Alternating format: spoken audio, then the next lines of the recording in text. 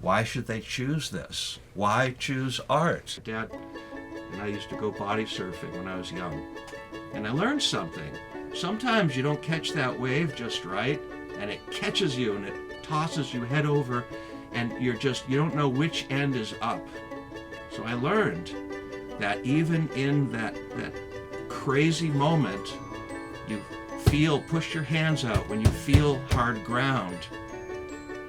Put your feet on it and push up and reach up, and you will break the surface of the water.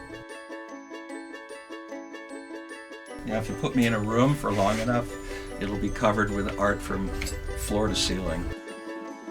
I remember at 8 years old, one project in particular that was just so mind-numbing. You know, it was we were making a bunch of grapes, so we brought in a bunch of bottle caps, and we cut little purple circles of felt and glued them onto the bottle caps, and that made a bunch of grapes. And it was like, I remember at 8 years old thinking, this is so stupid. And meanwhile, I was at home drawing dinosaurs. That was during my dinosaur phase.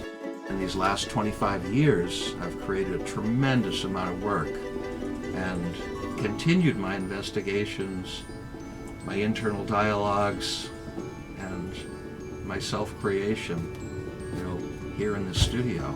We're all like young artists. We started here like we're interested. We were 8 years old, and we gravitate towards art in some form or another. My background is as a fine artist, as well as someone who makes objects come to life. So I always feel the need to have the piece function, as it should, very effectively, but also to be a beautiful work of art. For example, I call them vision portals and not eye holes.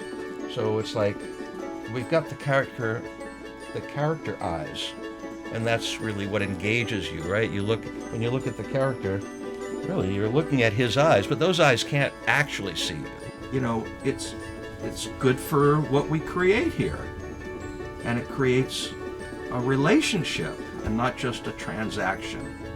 So when I say to you, believe in yourself, you have to be tenacious, you have to know you want this. It's like, if you can do anything else with your life and make a living, do it. Because this is not an easy life if you're going to be an artist.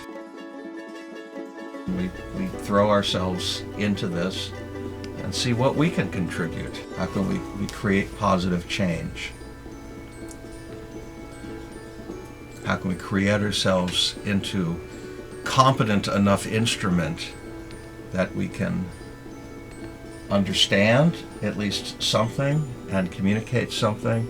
Something, because really, what else can an artist do in the face of all this unimaginable cruelty, selfishness, and brutality?